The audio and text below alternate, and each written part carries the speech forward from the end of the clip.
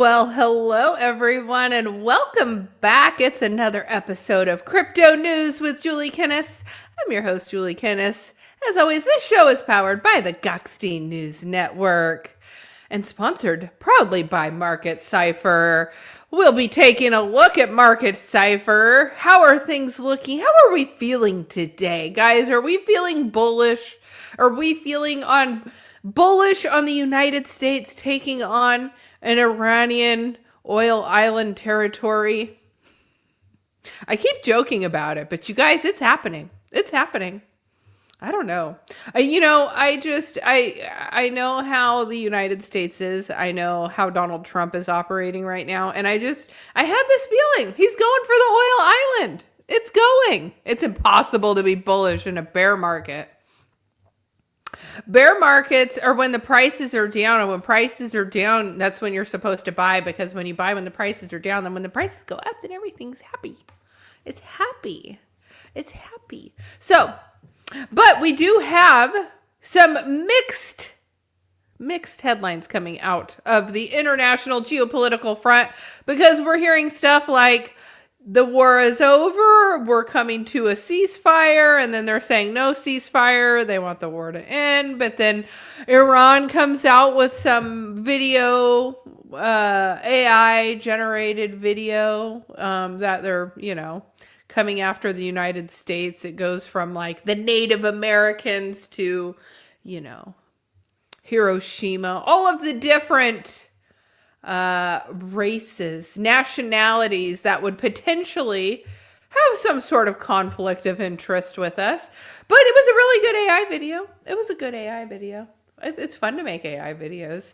But, I have a theory that, a lot of the modern tactical warfare things that are going on, it's all new. Like, we weren't fighting with drones and interception missiles and stuff like that before. So I almost feel like a little bit of what's going on is actually just trying this stuff out, seeing how it works. We have all this arsenal. We have all these things. Iran has them. Russia has them. China has them. We all have our own arsenal. And I kind of almost feel like people are just trying to try it out and see how all this stuff works. They built it out, but they've never really actually been firing these things and intercepting missiles. And it's actually quite impressive to see the UAE and all of the missile interceptions that are taking place over there. I still feel like this conflict, I've said before in person that I feel like the United States, they were asked to come in for a reason, that reason being Iranians did not want the Islamic regime in control anymore, which I know friends that live in Iran who have told me, hey, I could seek asylum, I could go to Canada, but I love Iran. Iran is my home. I'm not leaving here. I would rather stay and fight for our freedoms. And so I've had friends that have been in Iran, and it makes me sad because I actually have not heard from him since the start of the war. My last message from him was in like November. I wrote him in December, and since December, I haven't had a response from him. He did post something online in February, so I know he was okay as of February. But, there's a lot going on right now. We've just announced we're sending at least 1,000 troops to have boots on the ground, which we have not had boots on the ground in a while. Am I freezing on that end? I keep seeing myself freeze on my other screen. So let me know if you guys are good on my end. It could just be a me problem. It could be a me problem. It's usually a me problem.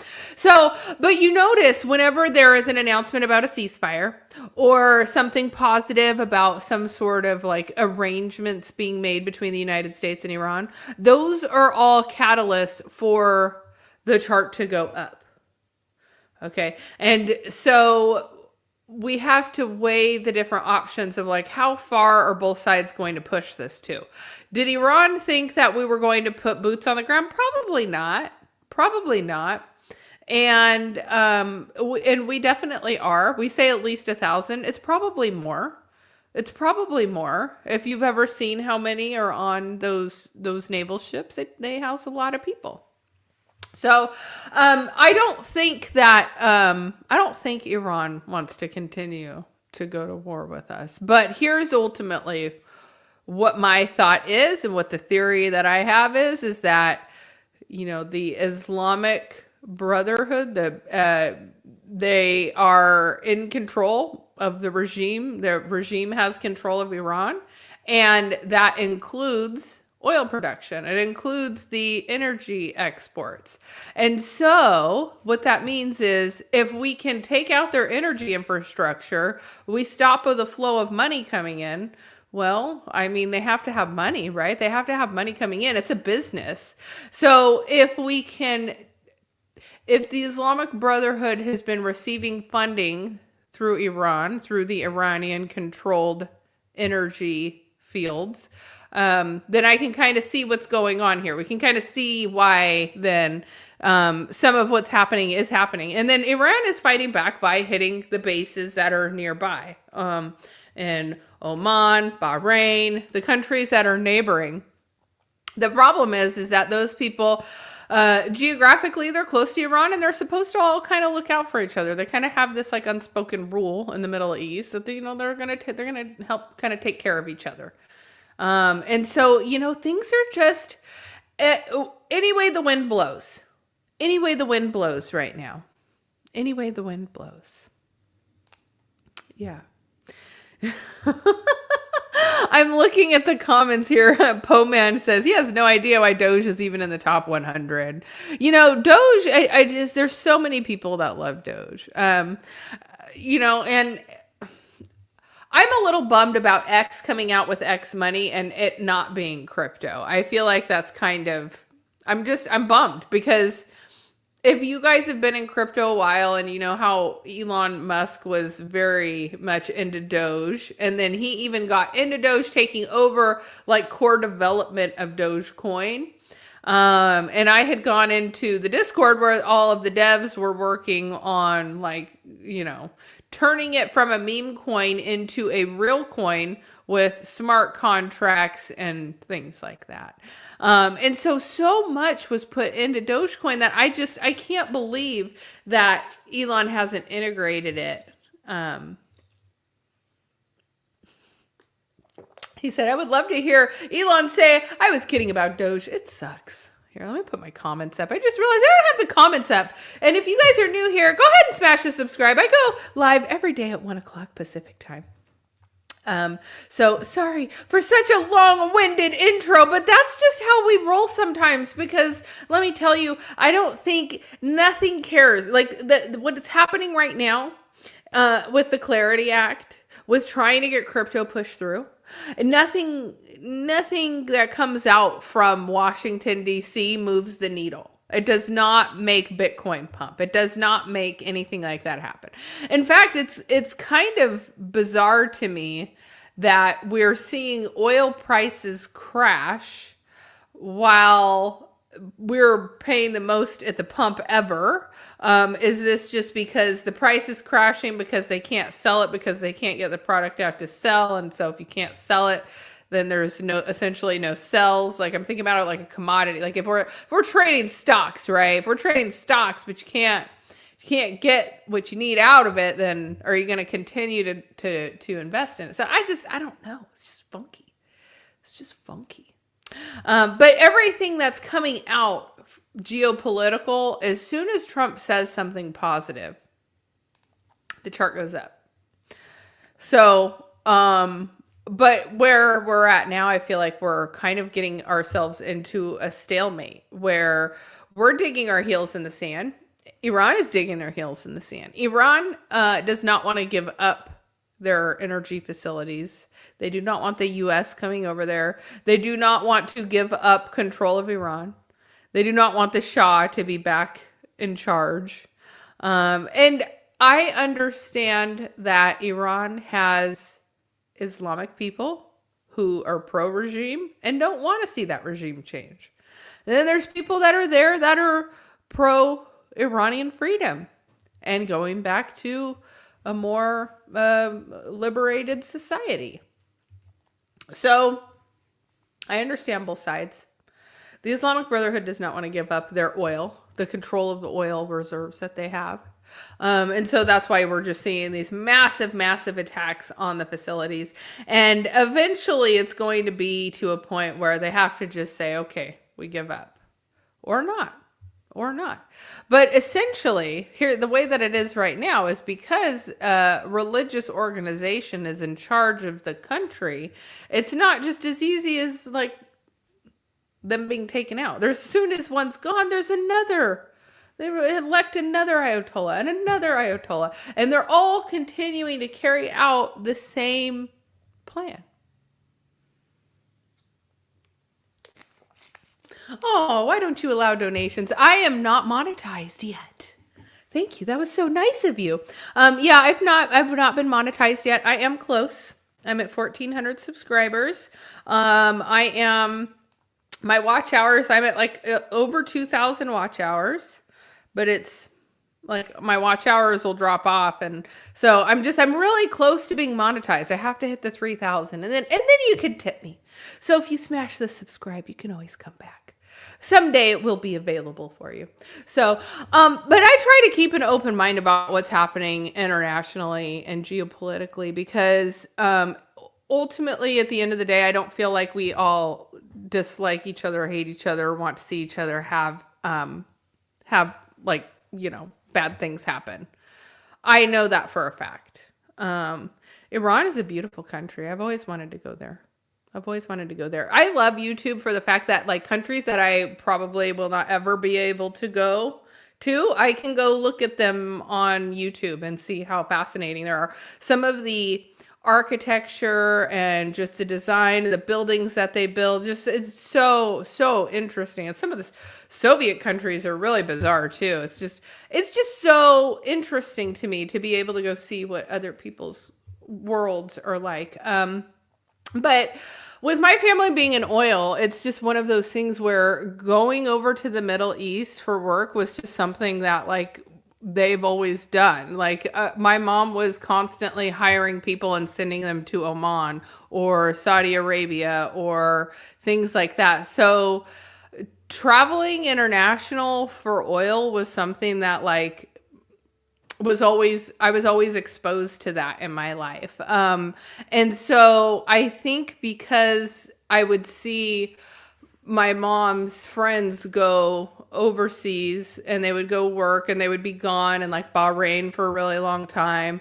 They would come back and they would always bring back these just really beautiful pieces of gold jewelry.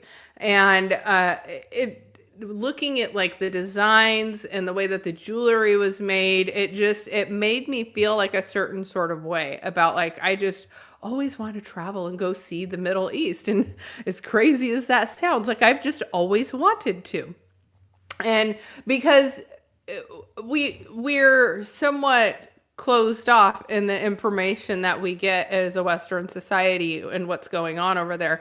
And so, he says, I've been to New Orleans before. It was such a fun trip. I have not been to New Orleans before. That is one place I want to go really bad, though. I do want to go really bad.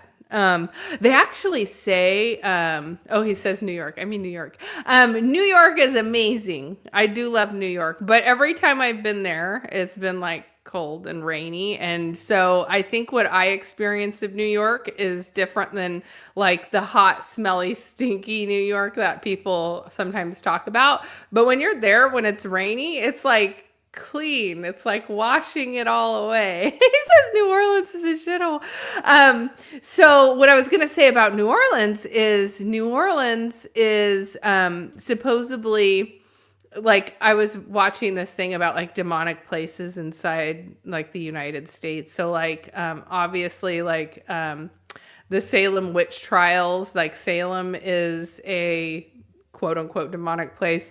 And then New Orleans is also listed as like a demonic place, like dark spirits reside there. So I find it super interesting. I would want to go check it out, but I don't know like if it's one of those places that I want to go to very often because I get a little spooky. And you guys know that I go to church and stuff. So I believe in demonic entities, and I don't necessarily like being exposed to them because I'm like, I don't want them to attach themselves to me, and then I'm going to go to church and pray a whole lot. So Baltimore is beautiful. Blocky, when are we going to get some more tours of Baltimore? Because still missing the drive-in lives. You still have not done the drive-in live. And it's fun to, you know, sometimes we'll go down that one street, we go catcall at the women. That's fun. All right, you guys, I am getting so freaking sidetracked. I have not even pulled open the charts because I'm just talking so much. So, but I'm really happy. You guys, we have over on the vertical live, we have Layden Mill. What's up? I'm glad you found me. So thanks for joining in. The other people are chatting on my horizontal. So yeah, so that's why if it seems like you're talking to yourself, I have other people out there too, but we all see you. We see you. So, all right, you guys, let's go ahead. And before I continue to ramble on and on, let's go ahead and take a look at the crypto charts.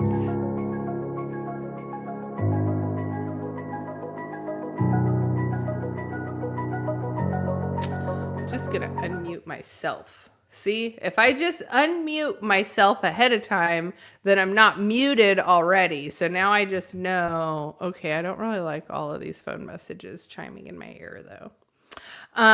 Okay, so let's go ahead and take a look at the Bitcoin chart. We're taking a look at the 15-minute line here. You can see we have been kind of money flow in the green on the 15-minute timeline. But it's just been relatively sideways. We did have a bit of a dip, but things are starting to look a little bit better. But I actually wanted to go ahead and pull us open here on the 1 day, because this is really what I want to look at. So when we're taking a look here on our 1 day line, we can see that money flow is still in the red. We have just printed a green dot on the market cipher line. So that's a good thing. Maybe we'll potentially see some more positive inflows here. But ultimately, what we're looking at, let me zoom out just a little more here. We can see we've had this channel. We have been in this little channel here, and then we fell off a cliff. We can go back in time and do it again. We were in a channel, fell off a cliff. In another short channel, fell off a cliff. We're in another channel right now. What do you think we're going to do next? Are we going to fall off a cliff? Or are we going to go up? I think we could potentially. Depending on what happens here. Let's see. We're looking at Wednesday. I think we're going to continue to trade sideways a little more. And unless we get some sort of positive news, which I don't expect us to really have much positive news at this point. Unless something comes out from Trump saying, hey, you know, we're going to sit down with Iran and have some sort of negotiations, then we'll start to see a whoop. No, I don't. Right now, everything that Trump is saying, Iran comes out like an hour later and says, no, that's not how it happened. That's not how it happened. So this is what we're working with here. So we're going to tread lightly. So things are looking a little choppy. 70,000 Bitcoin right now. Let's go up, take a look at oil. This is on the 1 day. Yeah. All right. So oil on the 1 day, we're sitting at $91 on oil. Let's see. Gold, it did have a sell off and has started to come back just a little. We dipped all the way down to 44. We're at 45.20 now. Silver has also come back. We went all the way down to 68 on this, and have had a little bit of a recovery here to 71. So the broader market, to see us have like a little dip in oil, dip in gold, dip in silver, you know, it's going to be interesting to see which way things turn here. So trading sideways on Bitcoin. Hopefully we get some sort of positive news, some positive momentum. Perhaps something good happens. I think that his announcement of boots on the ground is to try and scare Iran more. Hello, Derp. Welcome to the chat, Derp, Derpy, Derp. So Bitcoin's hanging on to the 70K range. Let's take a look at Ethereum. It is trading at 2162. And you can see here also on the day line, it's kind of looking very similar, trading right along with Bitcoin. Taking a look at Solana, this probably has a little less of the channel functions here and sell-offs, but this did have quite the rally this last bull market. So all the way down from 240 at the peak back in October before we were absolutely wrecked. Thank you, Donald Trump. Now we're at 91.14. So let's see what else. You know what I need to do? I need to add ADA to the list. I was thinking that yesterday. I had ADA and then I had it at the market cap, and I don't want the market cap. I want that one. Okay. All right. I had to get it back in there because you guys know I love my Cardano. Speaking of, Midnight is getting ready to launch. Super exciting privacy chain on Cardano. They had one of the biggest airdrops ever. So I'm excited to see what happens for them. So, all right. Yeah, so ADA, let's take a look at it. ADA is just solidly in the red. It has not moved back into the green. Let's go in on a 15-minute because this just looks ugly. I have not, you guys know that my average buy price is 33 cents. I've told you guys that. So I'm like way up here is my average buy. So I need to be looking at accumulating more. Let's see here. Yeah, I haven't really seen it lower than like 24, but I felt like it was going to go down more. And I think that's because it just didn't perform very well this cycle. And so I felt like the sell-off was going to be a lot greater. So, but yeah, ADA is sitting at 26, almost 27 cents. Sui's at 95. So. All right, you guys, we did it. We did the things. All right, let's go ahead and dive into some breaking news.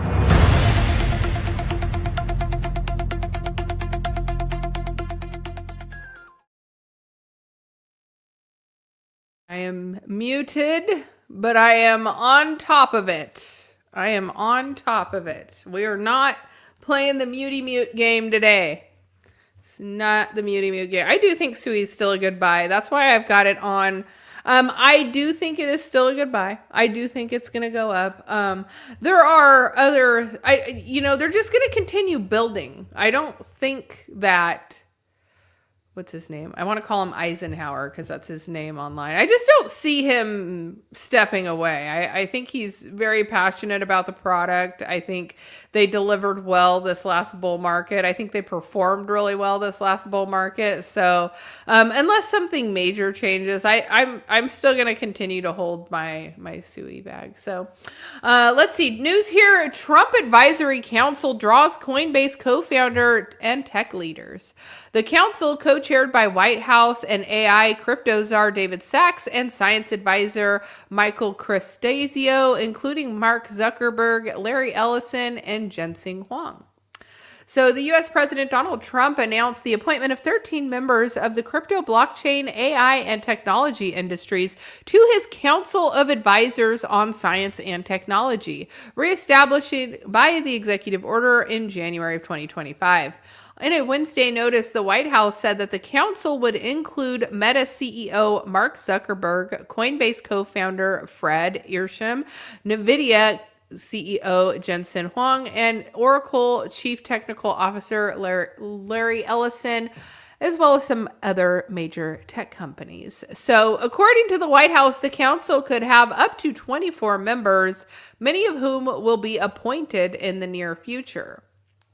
So the council will be co-chaired by the White House AI and crypto czar David Sachs and Trump's science advisor Michael Cristazio, according to the January executive order, reestablishing that the council under Trump will advise the president on matters involving science, technology, and education and innovation policy. Many of the tech industry representatives have had a history, excuse me.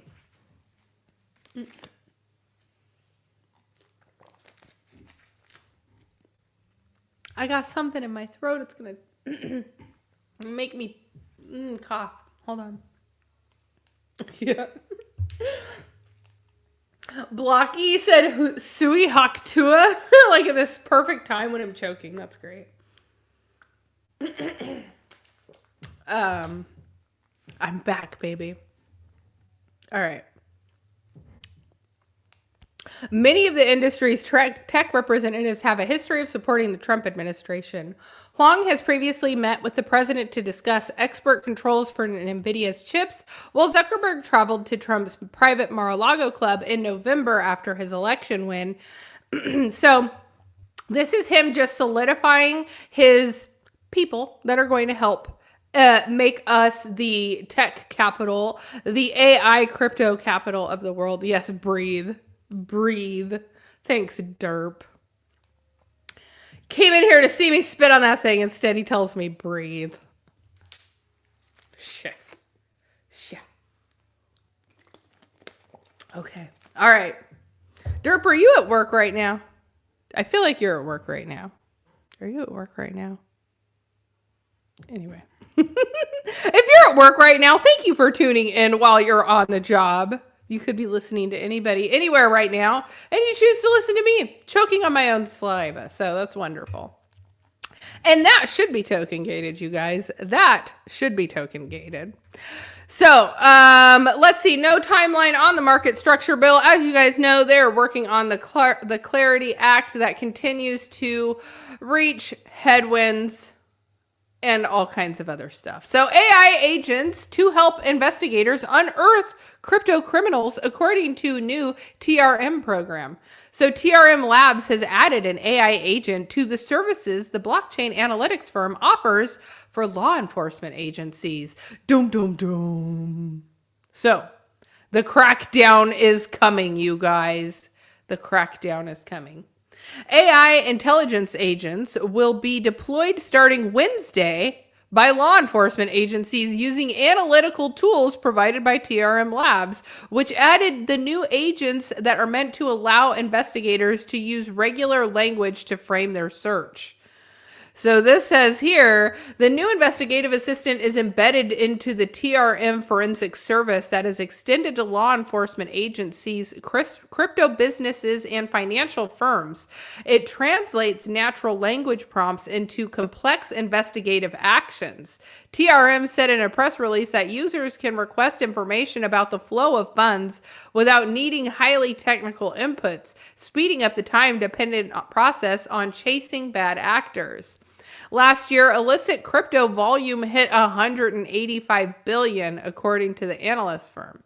So we were seeing every day that there is a caseload of growing, is growing faster than the workforce, and that investigators are being asked to operate across dozens of blockchains, jurisdictions, typologies simultaneously. So an AI tool on the investigator side said he could help overcome a sharp acceleration in AI embedded fraud and scams, which TRM data puts at 500% increase. The criminal actors use automation, deep fakes, and AI driven tools to scale operations with speed and precision that simply just didn't exist before. So we are about to see the mother of all crackdowns, is what that sounds like to me. Because basically they can just have an AI agent go, and we've always known with blockchain that it's all public ledger and you can see it and it's trackable, but it's hard for an individual to go address by address, transaction by transaction. And now you just have AI agents who are looking for bundling, who are looking for, people who have potentially bundled and launched multiple coins. So bad actors in this space should be very, very afraid, because I have a feeling, and I had a feeling, that this year would be the year that they really crack down on taxes and criminal activity. Ultimately, a lot of the criminal activity, the reason they're not liking it is because these people aren't paying taxes on it. Uncle Sam wants his piece of the pie. So Solana bets on AI agents. Foundation says that the network is becoming core infrastructure for agentic internet. This shift could fundamentally reshape internet business models. Solana Foundation's Nibu Nwarbi. I butchered that. Okay. You guys, you know I'm not like huge on Solana, right? So yeah, just bear with me. They're throwing me a crazy name out here. The Solana Foundation is positioning the network as core infrastructure for the emerging agentic internet, where AI systems, not humans, initiate and execute economic activity. AI is not really vertical. It's a platform shift affecting everything across every industry, including crypto. So the Solana Foundation said during a panel at the Digital Asset Summit in New York. So let's move on. At the center of Solana's strategy is payments. Norby said that the network has already processed 15 million in payments on chain from agents, largely tied to machine commerce. The programmatic aspect of crypto payments is what is making it interesting for agents, he said, adding that stablecoins are going to be the default thing that agents use to pay for any computational resource. This shift could fundamentally reshape the internet business models, Norby believes. So agentic payments are probably going to change the entire way that the internet is monetized. He said, pointing to the ability to support sub-cent and pay-per-use transactions that the traditional rails cannot handle. The Solana Foundation argues that the network's performance-focused design gives it an edge in this new paradigm. Agents are cold, calculated machines. They don't subscribe to crypto rigorously, he said. If you have an agent, what's the best way to pay for something with crypto? Most of the time, Solana is showing up at the top. So my whole thing is, because you guys know that I'm starting to dig into AI agents and do these things. I do think that there is a major future for these AI agents, because I already know of ways that I could, if I ever watch Tweaker Geographic, I absolutely have. The worst part is that my daughter watches it, Angel Paws, and she'll come in, she'll like post it all to her stories, and I'm like, where did I go wrong that my daughter just loves watching Tweaker Geographic on Instagram? My whole thing with the AI agents is that if they start to execute payments without your knowledge, they lock you out. What if your AI agent decides to drain a wallet and transfer it to another wallet you don't have the seed phrase to? Like, that's where I'm going with it. Like, I could understand, but I have an AI agent on my computer now, and that's like a concern of mine, is like, what if the AI agent takes control of my wallets? So anyway, on that note, you guys, I will be back tomorrow at 1 o'clock Pacific time. If you're new here, smash the subscribe. I'm back every day at 1 o'clock. And on Friday, I will be back with the lovely Joxie Coxie, aka Josie Cozy. Yeah, prevent. At first, I thought it said prevert. All right, you guys, I'll be back tomorrow, but smash the subscribe if you're new here. I look forward to catching you all on the next one. And if you want to try out Market Cipher, there is a link in the description. And don't forget to use the discount code. I will catch you all on the next one. Have a good one. Bye-bye.